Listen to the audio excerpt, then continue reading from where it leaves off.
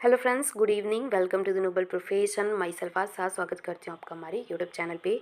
SGPGI autonomous medical college की जो भर्ती आई हुई थी, लगभग 1974 प्लस पोस्ट पे वैकेंसी है और इसका जो है एग्ज़ाम 22 मार्च को हुआ है और 23 मार्च को मॉर्निंग से ही कैंडिडेट के मेल आईडी पे स्कोर आ चुका है। कितने आपने प्लस पॉइंट किए हैं, कितने माइनस किए हैं, टोटल आपका नंबर आपको पता चल चुका है। जैसा कि आपको पता है कि माइनस मार्किंग नहीं थी, तो एक्चुअल जो जितने भी नंबर हैं आपको मेल आईडी से पता चल चुकी होगी। जिनके पास भी मेल नहीं आया है वो परेशान नहीं हो, मेल आ जाएगा। अगर नहीं आता है तो हो सकता है आपने मेल आईडी गलत करी हो या फिर कुछ सर्वर इशू हो जिसकी वजह से SGPGI का जो मेल है आपको नहीं आया। परेशान नहीं हो, जैसे ही स्कोर कार्ड आ जाएगा नॉर्मलाइजेशन के बाद रैंक वाइज, तो आप वहाँ पे देख सकते हैं कि लगभग आपने कितने नंबर पाए होंगे। ये आपको डिटेल में मिल जाएगी, अभी उसके लिए परेशान नहीं हो। इस वैकेंसी से रिलेटेड मैंने अपने कम्युनिटी चैनल पे कमेंट किया था जिसमें ये पूछा था कि आपको कोई भी डाउट हो तो आप कमेंट करें, तो सारे डाउट्स को मैं यहाँ पे क्लियर करने वाली हूँ। कई सारे कमेंट आए हैं। काफ़ी टाइम से मैंने कोई भी वीडियो नहीं बनाया है क्योंकि मुझे थोड़ा टाइम नहीं मिल रहा है। 10-12 दिन से मैंने कोई वीडियो नहीं बनाया, रेगुलर अपडेट नहीं दे पा रही हूँ चैनल पे। इस वजह से आप दूसरे भी जो भी यूट्यूब चैनल है आप उन पे विजिट कर सकते हैं। हमेशा अपने आप को अपडेट रखें नर्सिंग वैकेंसी से। नर्सिंग से रिलेटेड कोई भी डाउट है तो कमेंट कर सकते हैं। सबसे पहले इस वीडियो में बता दूं कि टोटल वैकेंसी कितनी है। कई सारे कमेंट मेरे पास आ रहे थे पहले, कुछ टाइम पहले, जैसे ही आपने ये र्यूमर्स सुना हुआ या फिर मैंने कहूँ बहुत सारे चैनल से आपने अपडेट किया था कि वैकेंसी डबल हो गई है। उस टाइम में मैंने अपने कम्युनिटी पोस्ट पे खुद ही इस बात का खंडन, खुद इस बात को बताया था कि वैकेंसी नंबर में इंक्रीज़ हो गई है। फिर मुझे लग रहा है आधे घंटे के अंदर अंदर मैंने वो कम्युनिटी पोस्ट डिलीट कर दी थी। उसके बाद से जब मुझे क्लियर हो चुका था कि वैकेंसी कोई भी इंक्रीज़ नहीं हुई है, सिर्फ़ और सिर्फ री एडवर्टाइज़ किया गया था। अब री एडवर्टाइज़ किस वजह से किया गया था ये मुझे क्लियर नहीं है, किसी को भी क्लियर नहीं है। मैंने SGPGI से कॉन्टैक्ट करने की कोशिश करी थी, बहुत सारे कॉन्टैक्ट नंबर्स और कहते हैं ईमेल आईडी पे कॉन्टैक्ट किया था, तो वहाँ से भी मुझे कोई रिस्पॉन्स नहीं हुआ था। डिटेल में पता करने के बाद मुझे ये पता चला है कि वैकेंसी जो है सिर्फ़ और सिर्फ री एडवर्टाइज़ की गई थी, ना कि वैकेंसी बढ़ाई गई थी। ऐसा मैं इसलिए बोल रही हूँ कि आयोग की जो 555 के प्लस जो वैकेंसी थी, 558 प्लस पोस्ट की जो वैकेंसी थी मेल वाली, वो भी 2017 में निकली हुई थी और 2021 में उसको री एडवर्टाइज़ किया गया था। वैकेंसी वही थी, सिर्फ री एडवर्टीज़मेंट किया गया था। बहुत सारी वैकेंसी निकलती हैं, कुछ रीज़न की वजह से उसको री एडवर्टाइज़ किया जाता है। अब रीज़न कुछ भी हो सकता है, इसमें रीज़न मैं क्लैरिफाई नहीं कर रही हूँ। कमेंट बहुत सारे आ रहे थे। मैं बता दूँ कि यहाँ पे जो है मेरे अकॉर्डिंग, मैं नहीं जानती आपने कहाँ से क्या सुना है, पर मेरे अकॉर्डिंग जो है ये वैकेंसी उतनी की उतनी है, बस सिर्फ आपको री एडवर्टाइज़ किया गया। तो ये चीज़ मैंने यहाँ पे क्लियर कर दी है। रिज़ल्ट में कोई गड़बड़ी हुई है, अभी जो मेल आईडी आई हुई है, तो कई सारी जो मेल आईडीज़ आपको देखने को मिल रहे हैं जिसमें किसी के 100 में 100 मार्क्स भी हैं। तो हो सकता है, बहुत सारे कैंडिडेट ऐसे होते हैं, आपने देखा होगा 12th क्लास में या फिर 10th में या 12th में भी ऐसे बच्चे हो जाते हैं जो रिटर्न एग्ज़ाम में भी 100 में से 90 प्लस 99 नंबर पा जाते हैं। तो इसमें भी ऐसे भी कैंडिडेट होंगे जिन्होंने 100% क्वेश्चन सही किए होंगे। बाकी ऐसे भी कैंडिडेट हैं, मैंने एक यहाँ पे देख सकते हो जिसमें लिखा हुआ कि 110 में से 100 नंबर के पेपर में 110 नंबर की मार्किंग हुई है। तो ये सारी चीज़ें जो हैं, फ़र्स्ट ऑफ ऑल मैं बता दूं कि जब भी कोई वैकेंसी आती है तो उसके साथ में बहुत सारी अपवाद भी आ जाती हैं। कोई भी वैकेंसी आती है तो उसको वैकेंसी को मतलब कह सकते हैं कि प्रॉब्लम में डालने के लिए जब भी कोई वैकेंसी आती है तो बहुत सारे कैंडिडेट ऐसे होते हैं जो वैकेंसी को अटकाना चाहते हैं या फिर वैकेंसी को रद्द करना चाहते हैं।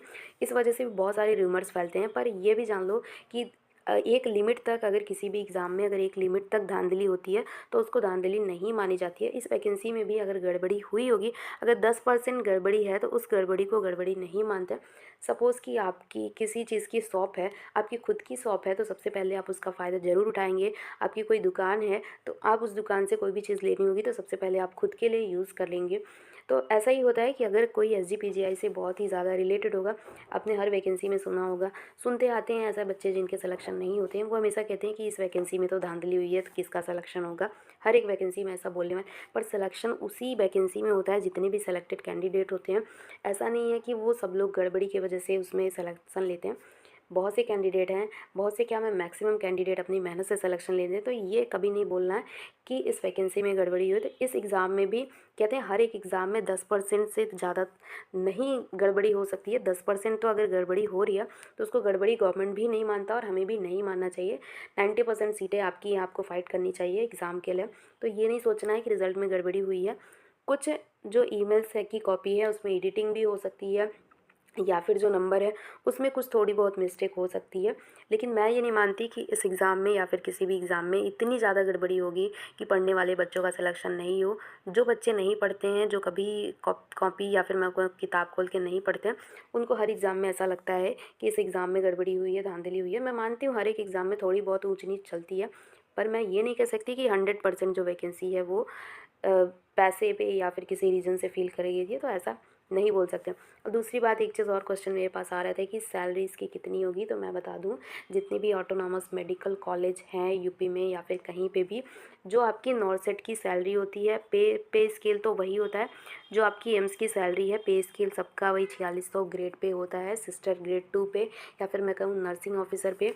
और यहाँ पे मैं बता दूँ, जो सैलरी होती है अगर ऑटोनॉमस मेडिकल कॉलेज है जिसमें से आपका केजीएमई हो गया, एसजीपीजीआई हो गया, या फिर ये जो अभी वैकेंसी आई है ऑटोनॉमस मेडिकल कॉलेज की, इनकी सैलरी जो है लगभग इक्वल होगी ऑटोनॉमस मेडिकल कॉलेज में। जैसे कि आरएमएल भी आता है और ये भी, जितने भी मेडिकल कॉलेज की लिस्ट आई थी ये सारे ऑटोनॉमस मेडिकल कॉलेज हैं, तो इनकी जो सैलरी है वो लगभग बराबर होने वाली। सिर्फ डिफरेंस क्या होता है कि एचआरए का डिफरेंस होता है। और सैलरी किसकी कम होती है, जो सीएचसी पीएससी होते हैं और या फिर मैं कहूँ जो ऑटोनॉमस मेडिकल कॉलेज नहीं है, उनकी सैलरी कम होती है। लगभग 10 से 12-15 हज़ार का डिफरेंस होता है और बाकी कोई भी डिफरेंस नहीं होता। डिफरेंस क्या होता है, एचआरए का डिफरेंस होता है और कुछ एक आध जो अलाउंस होते हैं वो थोड़े कम होते हैं। बाकी जो है, बाकी सैलरी जो पे स्केल होता है वो सेम होता है, बस जो एक्स्ट्रा चीज़ें होती हैं वो ज़्यादा होती हैं। एचआरए का डिफरेंस जो होता है नॉर्सेट में भी मैटर करता है। नॉर्सेट में या फिर मैं कहूँ ऑटोनॉमस मेडिकल कॉलेज की सैलरी लगभग सेम है, सिर्फ एचआरए का डिफरेंस पड़ जाता है। उसके बाद मैं बात करूँ कि ये वैकेंसी जो है सबसे बेस्ट थी अभी तक। अगर मेरा कोई भी ज्वाइनिंग या फिर मैं कहूँ मेरी जॉब नहीं लगी होती, तो इस वैकेंसी की मैं सबसे अच्छे से तैयारी करती, क्योंकि ये वैकेंसी काफ़ी टाइम के बाद आई है। कहीं ना कहीं बहुत अच्छी अपॉर्चुनिटी है, सैलरी भी अच्छी है और दूसरी बात नंबर ऑफ़ वैकेंसी भी अच्छी है। तो जिन लोगों ने इस एग्ज़ाम में अपनी बेस्ट तैयारी करी होगी, अगर उनका सिलेक्शन होता है, कहीं ना कहीं बहुत ही अच्छी बात होगी। दूसरी बात की रैंक वाइज लिस्ट या फिर फाइनल सिलेक्शन लिस्ट कब होगी, मैं पहले से भी बताती हूँ कि एसजीपीजीआई काम में डिले नहीं करता है। बहुत सारे कैंडिडेट ने मेरे पे कमेंट किया था कि मैम, मैं अब एसजीपीजीआई का आपने बताया था कि 15 तारीख तक आपका फाइनल सिलेक्शन लिस्ट आ जाएगा, पर अभी तक नहीं आया। इसका मैं बता दूं, इसका भी टाइम से आ जाएगा। एसजीपीजीआई कभी लेट नहीं करता है। हाँ, किसी रीज़न से अगर लेट हो गया, जैसे कि एसजीपीजीआई को 2 भर्तियों पे काम करना था, जैसा कि आपको पता है कि इसका एग्ज़ाम करवाना था, और इसके पहले जो एसजीपीजीआई की 900 प्लस सीटों पे वैकेंसी आई है उसका भी आपको रिज़ल्ट डिक्लेयर करना है। इस वजह से थोड़ी डिले हो सकती है। इधर होली का फेस्टिवल वगैरह भी था। कभी भी विभाग में जब काम होता है तो उसमें बहुत टाइम लगता है। मैं खुद यहाँ पे समझ सकती हूँ कि छोटे छोटे काम के लिए एक स्टेप वाइज चलता है हर चीज़। देर से आता है, पर हर काम अगर नीट एंड क्लीन होता है तो वो ज़्यादा बेटर होता है। हड़बड़ी में अगर कोई भी काम होता है तो कहीं ना कहीं उसमें गड़बड़ी आपको देखने को मिल सकती है। जल्द ही आपका इसका फाइनल सिलेक्शन लिस्ट और रैंक वाइज लिस्ट आएगा। और जो अब जो लिस्ट आएगी उसमें नॉर्मलाइजेशन होके आपकी एक्चुअल मार्क्स आएगी। जैसे ही जिस शिफ्ट का हार्ड होगा, मैंने तो पेपर नहीं दिया, पर मैंने अपने रिव्यूज़ से, मतलब कैंडिडेट के रिव्यूज़ से ये पता चला है कि जो लास्ट वाली, मतलब जो लास्ट वाली शिफ्ट थी, तीनों शिफ्ट में से जो लास्ट वाली यानी शाम वाली शिफ्ट का जो पेपर था वो थोड़ा टफ था कंपेयरिंग टू जो 2 शिफ्ट हुई थी उससे। तो हार्ड शिफ्ट का पेपर का नॉर्मलाइजेशन ज़्यादा होता है, मतलब नंबर उनके ज़्यादा पड़ते हैं। नॉर्मलाइजेशन में देखो कोई लिमिट नहीं होती है नंबर बढ़ने की। अगर मैं कंपेयर करूँ एनएचएम के नंबर से, तो एनएचएम में 16 से 20 नंबर भी बढ़े हुए थे। इसमें मैं इतना नहीं कहूँगी, लेकिन मान के चलो कि 7 से 10 नंबर भी आपके बढ़ सकते हैं, घट सकते हैं। नॉर्मलाइजेशन का जो फार्मूला है ऑलरेडी एसजीपीजीआई ने अपनी साइट पे डाल दिया है। मेरे मैथमेटिक्स बहुत कमज़ोर है तो मैं नहीं बता सकती इस फार्मूले को कैसे अप्लाई करना है। बाकी जिन्हें ये नॉर्मलाइजेशन का फार्मूला पता है वो इसको समझ सकते हैं, या फिर आप दूसरे चैनल से देख सकते हैं। जिन लोगों ने भी नॉर्मलाइजेशन के डिस्क्रिप्शन, मतलब डिस्क्राइब किया है नॉर्मलाइजेशन को, वहाँ पे देख सकते हैं। बाकी हर एक कैंडिडेट का नॉर्मलाइजेशन होगा। किसी के नंबर एक आध बढ़ भी सकते हैं, किसी के नंबर घट भी सकते हैं। घटते बहुत कम हैं पर घट भी सकते हैं, इक्का दुक्का नंबर, इतने ज़्यादा नंबर नहीं, घट भी सकते हैं। दूसरी बात की एसजीपीजीआई 900 प्लस, एसजीपीजीआई 900 प्लस का रिज़ल्ट कब आएगा? बहुत ही जल्द आपको रिज़ल्ट के साथ साथ फाइनल सिलेक्शन लिस्ट के साथ साथ कट ऑफ के साथ साथ आपका जो है डॉक्यूमेंट वेरिफिकेशन से रिलेटेड जल्द ही आपको साइट पे अपलोड होगा। जिनके भी नंबर अच्छे हैं, जैसे प्रीवियस वीडियो में मैंने एक कट ऑफ डाली थी, जिनके भी नंबर अच्छे हैं वो वहाँ पे देख सकते हैं उनका सिलेक्शन होगा कि नहीं। कई सारे कैंडिडेट ऐसे हैं जिनका आरएमएल में भी सिलेक्शन हो जा रहा है, एसजीपीजीआई में भी अच्छा नंबर आया है, और अभी जो ऑटोनॉमस मेडिकल कॉलेज का एग्ज़ाम दिया उसमें भी अच्छा खासा नंबर आया। तो बहुत सारे कैंडिडेट ऐसे होते हैं जो बैक टू बैक सिलेक्शन लेते हैं, और बहुत सारे कैंडिडेट ऐसे भी हैं जो हर एग्ज़ाम में जा रहे हैं पर उनका सिलेक्शन नहीं हो रहा है। डिपेंड करता है कि किसने कितनी मेहनत करी है। अब मैं बात करूं कि फाइनल सिलेक्शन लिस्ट और रैंक वाइज स्कोर कब आएगा, तो इसका बहुत ही जल्द आ जाएगा। मैं कह सकती हूँ कि ज़्यादा टाइम नहीं लगेगा, हफ्ते 2 हफ्ते के बीच में इसका लिस्ट आ जाएगा। अब मैं बात करूँ लास्ट में कि कट ऑफ कितनी जाएगी। अगर आपने यहाँ तक वीडियो स्किप करके देख लिया तो कैटेगरी वाइज कट ऑफ मेरे अकॉर्डिंग कितने रहने वाली है, जितने मेरे कमेंट आए थे मेरे चैनल पे, तो उसके अकॉर्डिंग मैं बता दूँ कि यहाँ पे मेरे according category wise cut off कितने रहने वाला है। यूआर कैटेगरी की बात करूँ तो अगर आपके यूआर कैटेगरी में 70 प्लस मार्क्स हैं तो आपका चांसेस है एसजीवीजीआई ऑटोनॉमस मेडिकल कॉलेज में सिलेक्शन होने का।